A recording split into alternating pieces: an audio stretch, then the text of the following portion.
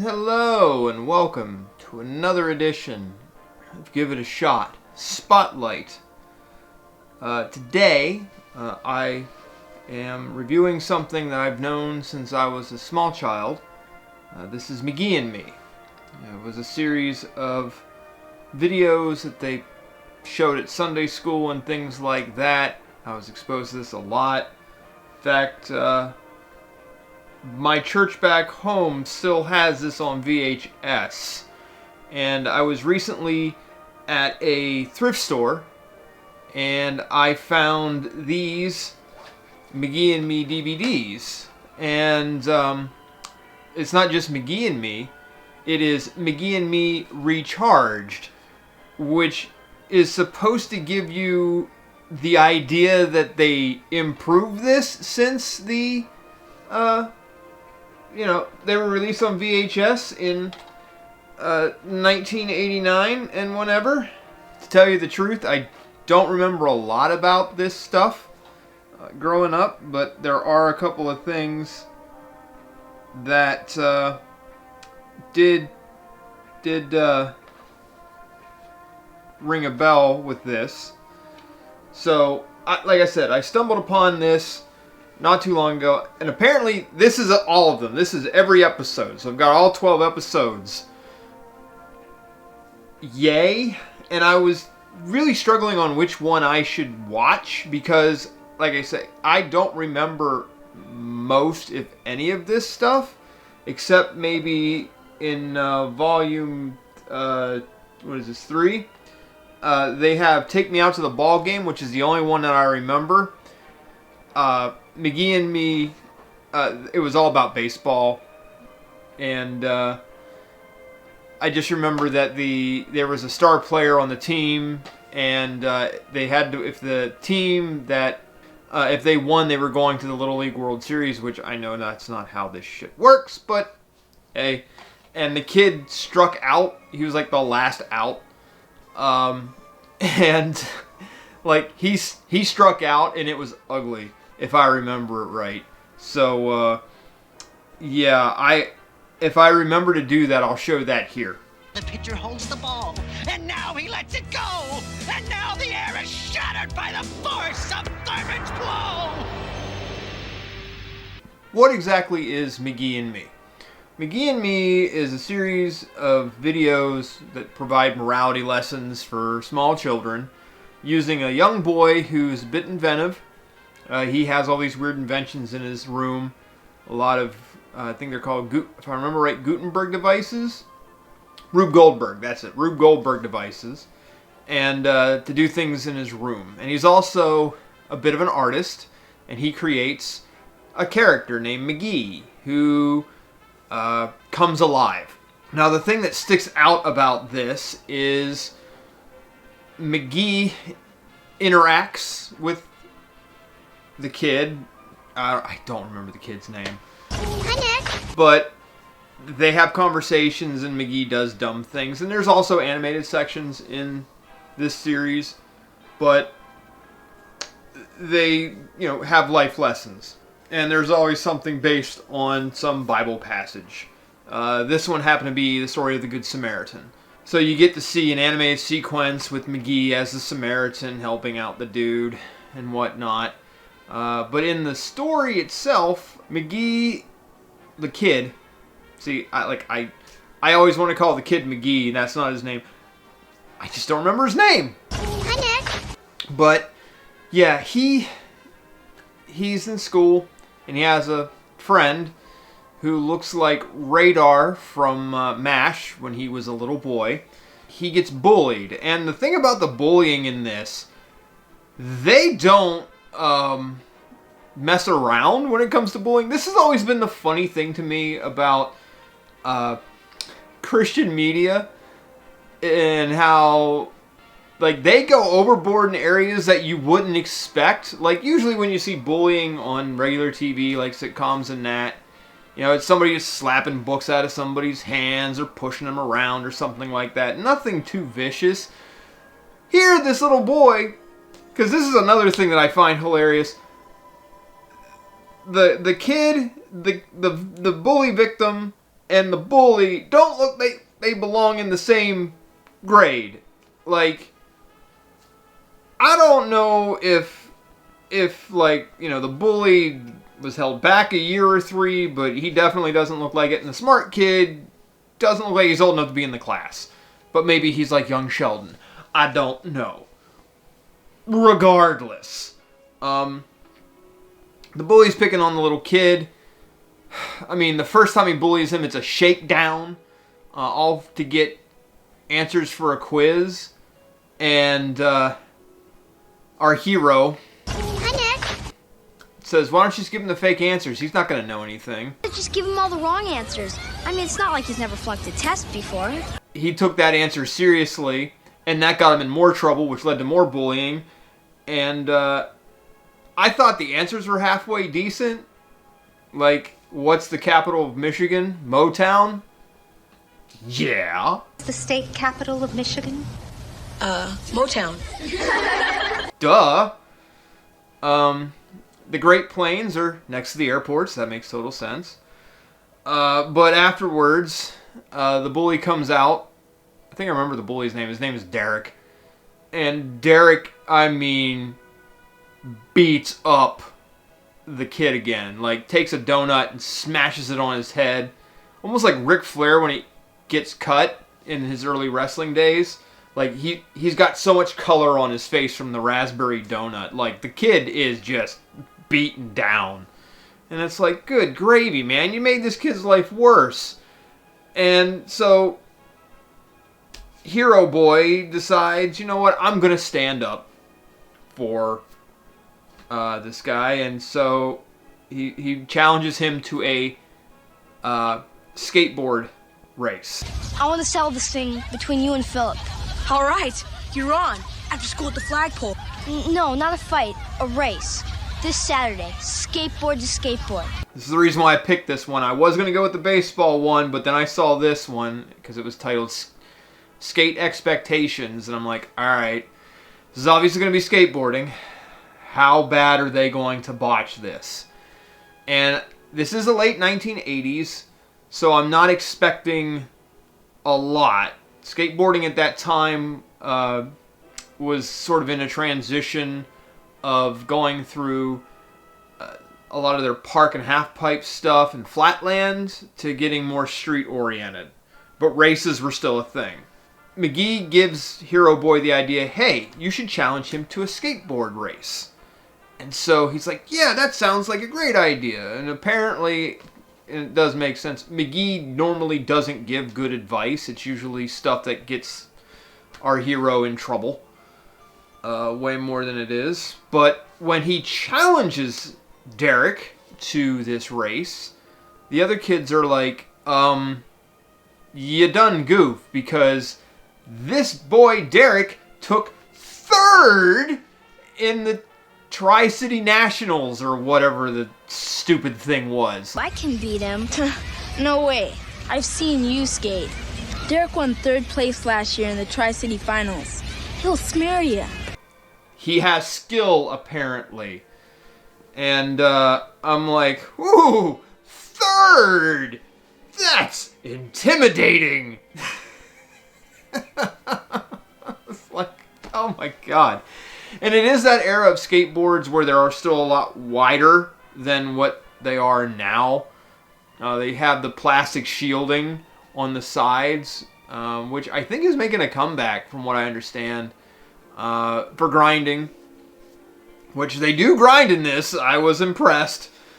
And they decide to have a race. And the race is, you know, basically, hey, if I, the hero, win, you can't pick on this boy anymore. But if I lose, I'll be your slave for a week. Alright, fine. And so it's training. There's a training montage. There is a beautifully corny and cheesy training montage in this that it's so garbage, but it brought a smile to my face because it's like, yeah, this is the 80s and we're gonna have this. Stand up, do what you have to do. Stay tough, 'cause you're gonna make it through. It gets rough, but you can be sure if you give it your best, you're gonna pass the test. How can I put this when I was looking at the training? They suck. The both of them suck. Like, bad. And, you know, they're training for the big race. God. And then the day of the race comes, and it's a whole thing. They got to go around and do certain things like that. There are certain obstacles in this race they have to do before they get back to the finish line. All right, fine. And I'm kind of flabbergasted as to how organized this thing is, because there's a small, like, not exactly a small, but a medium-sized swath of kids who are making sure this stuff happens. So they are, you know, at the obstacles and they're holding a flag, like, to make sure, hey, you did it or whatever. And as the race begins, they're going down, and it's so bad because, like, it's a constant, like, they're just constantly, you know, pushing off. There's hardly any real riding. They're just, I'm on the board. I'm on the board. Like, it's no secret that I rollerblade, and, yeah, I'm embarrassed for the skateboarding community because of this movie, so I'm going to take a shot for the secondhand embarrassment that I felt for them. That's how bad this was. Oh. So, this is just basic monster. This isn't anything special. So, this isn't awful, but it ain't great.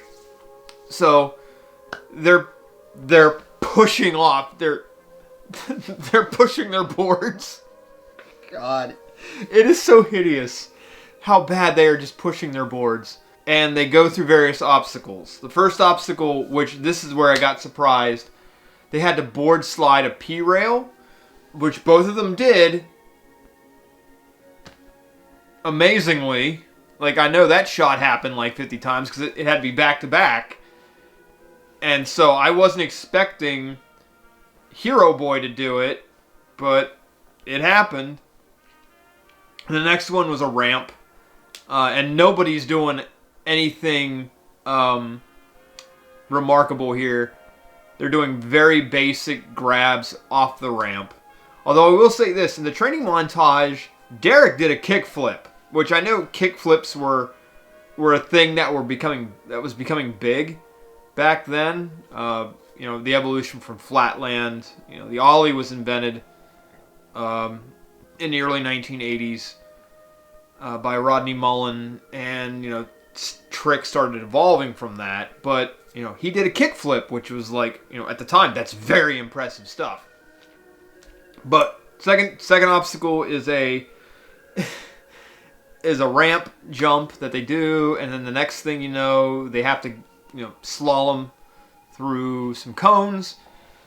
And you can definitely tell there's time changes. Like, they couldn't do all of this in sequential order, because by the time they get to the cones, it is obvious that it's late afternoon. And, you know, they go through the cones and whatnot, and before they get to the last stretch, Derek's friends, Chunkhead and Meathead, are out setting traps. The first one throws a water balloon, and Hero Boy spills out because of it. And then the second one throws garbage bags out. Like, not garbage, because that would be too much cleanup, but garbage bags, and Hero Boy stunt double ollies over that. It ends up that Derek loses, or wins, but actually loses, because Hero Boy's two friends notice that Chucklehead and Knucklehead weren't at the start line, so they went sporting around, around the course to see if they're around, and they caught them actually cheating. So when Derek crosses the finish line, all the kids start celebrating Hero Boy, and they're like, "Wait a minute, we won!" And all of a sudden everybody's like, no, you cheated. You didn't win. And he's still bigger than everybody. He can still just beat them all up. But he just gets mad. And he's like, no, I lost. But I won. No, you lost. Forget about it, man. You won. Lost. And like, that's it. Like, that's how everything's solved. There's also a B plot about his older sister wanting to do miniature golf, but also should be babysitting. But whatever. That gets resolved in the middle of this too. Not that it matters. But the best part about the losing scene is when Derek loses and they're walking away in disgust.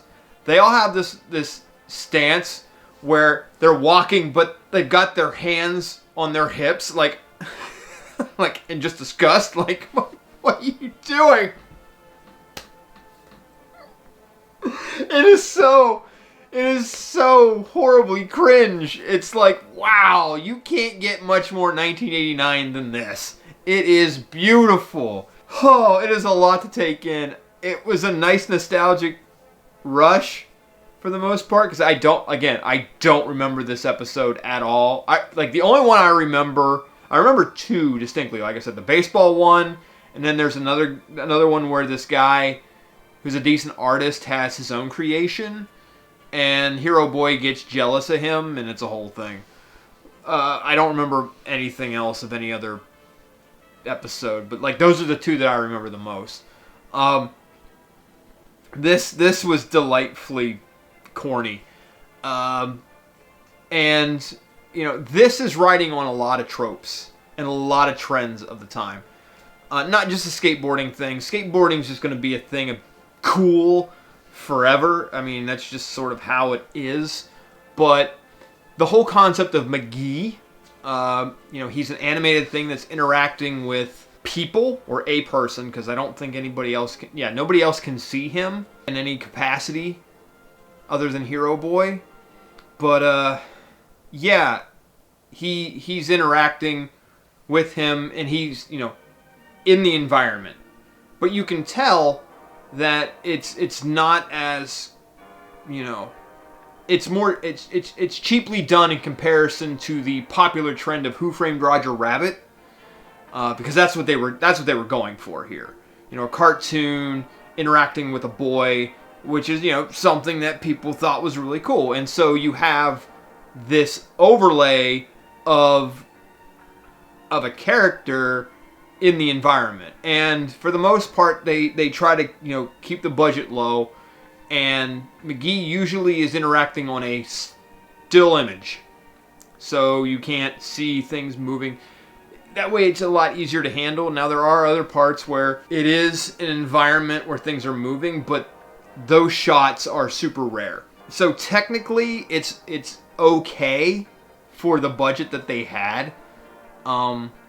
And overall, it's not awful, but it's just hokey for its time. I mean, even back then we recognized it as hokey, because I remember the baseball episode, and I remember like when the kids struck out, there were other kids in my Sunday school class who were like, why did he even swing at that? Like, because they played baseball, and they were like, even I wouldn't swing at that, and like I knew they were kind of awful at baseball, and so it was funny. That stuck with me, but it's not the worst thing. It's just kind of nostalgic. It's no Superbook. Nothing will ever be season 1 of 1980 Superbook. That is golden. This is hokey, because there are so many in this series. And the other thing that gets me about all of this is these are called Recharged. No, these are VHS rips. They straight up lied. I hate when they do that they just lie like that. But yeah, I got all 12, and some of these I'd be interested in doing again. I don't know. I might throw one of these. Okay, I barely remember the Not So Great Escape, but like, I don't know. I might throw one of these back into the box at some point, but not right now because I wanted that experience. Maybe the baseball episode. I'll throw that one in because I kind of want to see that. But yeah, overall, it's not bad. Like I say, it's just hokey and cheesy and 80s is all get out. Aping on some trends, hoping that those things will help it sell, which, my little kid brain is like, wow, this is neat. But it didn't stick with me. I just remember the character kind of being dumb. Oh, there was actually a funny line in this, which is shocking. At the very end, after Hero Boy wins, he's sitting down on the stoop of his house. He's talking to McGee, and McGee's like, I'll show you how a professional does this. And he's got a skateboard with a massive engine on it. He starts it up, and it shoots off, and it flings McGee up in the air, and he crashes. And the boy says, so here's the whole funny bit. Like, this is it. He lands on his face, and Hero Boy says, wow, okay, so I land on my head. What's my next step? And then McGee's just laying there, and he's like, next you help me find my teeth. And like one of his teeth just falls out and across the cement. Okay, first you fall down and hurt your head. I got that. Now what's my next lesson? Very funny. Now, help me find my teeth. Yeah, there's a lot of graphic kind of violence in this, which I find humorous. Between the bullying and the fact that, McGee has no teeth, you can't beat it. So, you got that. But one shot, really, just because I'm kind of embarrassed for skateboarding in this, because the whole skateboarding sequence sucks, and the skateboarding in general sucks. But what are you going to do when you're facing the third place recipient in the Tri-City Championships?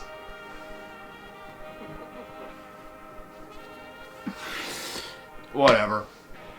Ugh. I don't even know if it was worth a shot, but I did it. So, until next time, party people, toodles.